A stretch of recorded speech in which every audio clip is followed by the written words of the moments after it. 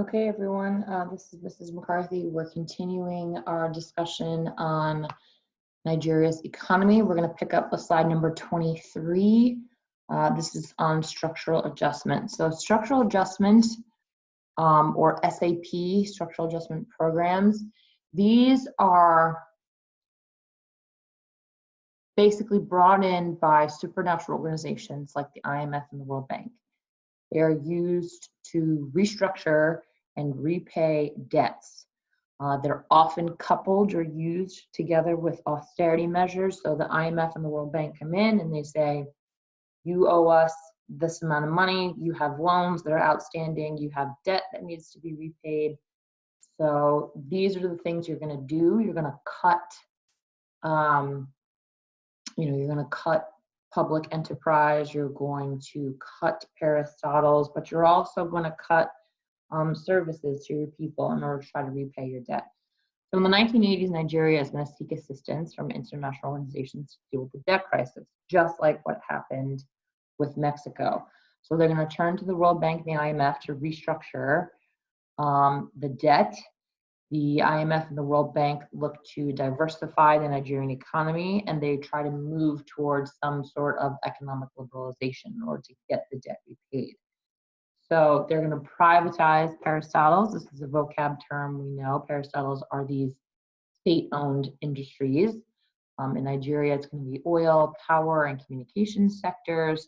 They're going to cut government spending on things like services, and they're going to use sort of shock treatment to get the Nigerians there as quickly as possible.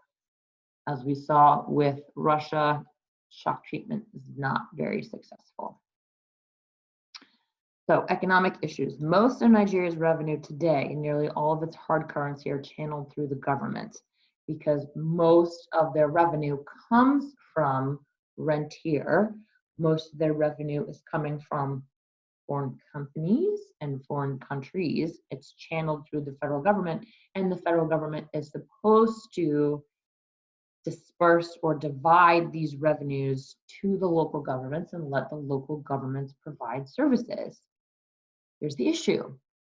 It's not necessarily getting done because along the way, in the spider web that is the bureaucracy, the money is being corrupted for other means. The government is not as responsive to citizens because citizens aren't a source of revenue, and the revenue that they're getting in is not making it to the citizens' needs. Okay, so these are a couple of the reasons why Nigeria is having some of the issues it's having today. So reforms of the 1990s, these are economic reforms. We're going to see further privatization of the state-owned industries. So more SOEs are going to be privatized. We're going to see a limit on the economic controls of the central government. We're going to see a scheme for alleviating poverty in Nigeria. Today, as it stands, Nigeria has the largest economy in Africa. We're going to see an increase in public wages and an increase in financial reserves from somewhat stabilized oil prices of the 1990s. As we continue into the 2000s, the economic situation is complicated by ethnic and regional conflict. A lot of that has to do with the fact that much of the oil revenue is being generated off of land in the South. It's the Southerners who are dealing with the oil spills, the oil pirates, the burning of the fossil fuels, the confiscation of their land for the generation of oil revenue. So it's the Southerners that feel like because their lives are upended by the revenue generation behind oil, they should be the ones to get the profit. It doesn't necessarily work that way. The Nigerians, in February of 2001, came up with this revenue sharing sort of cooperative. The idea that money that was generated off of oil would be collected by the federal government and then split amongst all states in Nigeria. Because Nigeria is a federation, they have the ability to do that. The issue becomes all of these farmers who have negatively been affected. They've lost their land, their crops have been polluted, their rivers are polluted. They believe that that is a way for the Northerners to not be environmentally impacted, but for them to make profits and take revenue away from the South. Current environmental problems. 70% of Nigerians have resorted to petty trades and subsistence agriculture in Nigeria. Many highly skilled individuals, including those with advanced degrees, have left the country to escape government policies and practices that are perceived as limiting individuals, that are perceived as corruption, or in some cases, socially repressive. The population growth rate also threatens economic growth. We're going to talk about this one a little bit later on, but the population growth rate in Nigeria is extreme. The population in Nigeria is very young. As these young people, many of them your age, are growing up, they're looking for employment opportunities in Nigeria that don't exist. So the unemployment rate amongst the youth is very high in Nigeria. But we'll talk about this issue, the population growth rate, a little bit later on. So to compare these two maps, you have average annual income per person on the left. Both of these maps are from the BBC. Thank you, BBC. And on the right, we have pipelines. You guys can see areas along the pipeline are the ones with the most wealth. You can also see that the two richest states in Nigeria are in the Federal Capital Territory of Abuja and Lagos down here. Okay, these are the two wealthiest areas.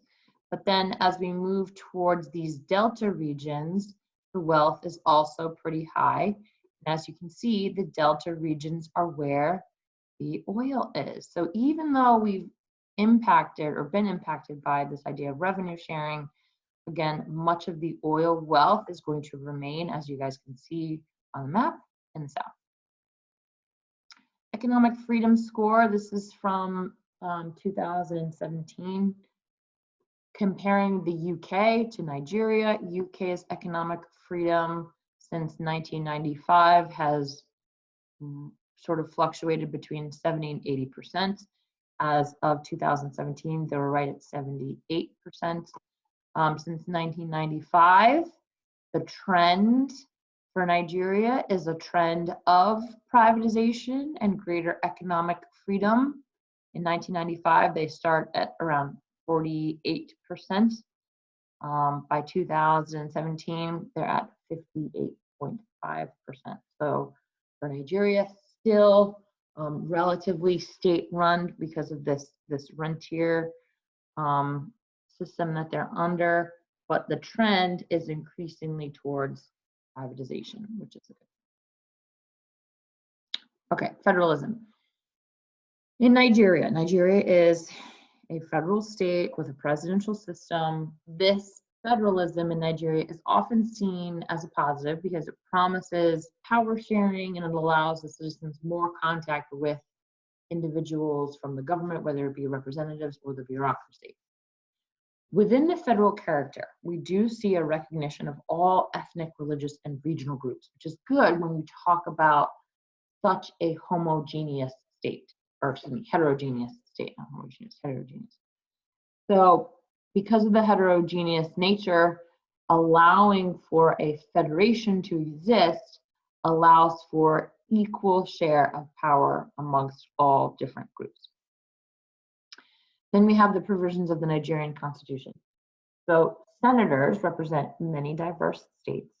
Representatives are elected from diverse districts. And here's the big one. In the Constitution, the president must receive 25% of the votes in 2/3 of the district. Some of you guys might be saying to yourselves, why this type of quota? Why does this quota exist in Nigeria? We've never seen it in any other presidential elections we've talked about. It's not in Russia, it's not in Mexico, it's not in Iran. Why do we have this quota for the president of Nigeria? Here's the answer.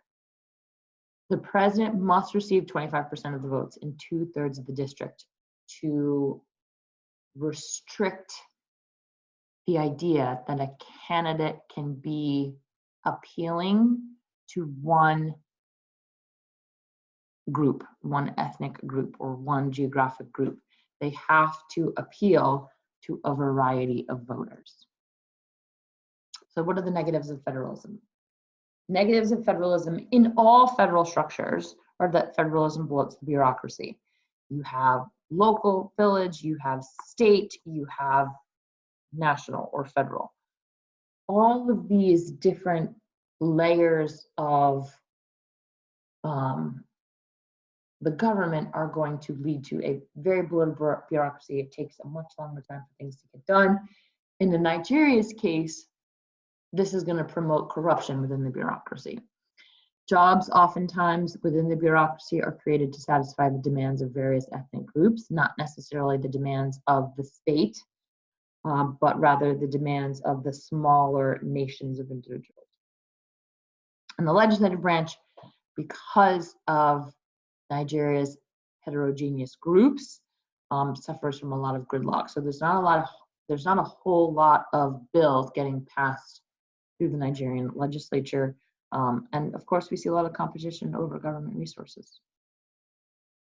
Okay, that is it for today. Thank you guys very much. We'll see you the next time.